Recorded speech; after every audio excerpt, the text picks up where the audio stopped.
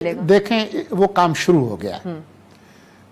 जो क्रैकडाउन है, जो कुंडा कल्चर है, जो लोग बिजली चोरी करते हैं मुख्तलिफ तरह से, नॉन पेमेंट है, पार्शल पेमेंट है, और कई इदारे ऐसे हैं जो बिल नहीं देते। सूबों के अंदर, सूबाई हुकूमतों के अंदर बहुत सारे ऐसे इदारे और ग्रोह हैं जो नहीं अदा कर रहे। तो बहुत सारे हमारे डिफ़ॉल्ट के जो लोग पे नहीं करते, उनके हवाले से काफ़ी कुछ इक़दामात हैं। जो क्रैकडाउन है चोरी का, वो तो शुरू हो गया है, लेकिन सिर्फ उसका नहीं है, चीनी का भी हो रहा है, बिल्कुल उनके खिलाफ भी हो रहा है। उसमें हमें मुश्किलात हैं कुछ अदालतों से, जिसका मीडिया में जिक्र भी आया है।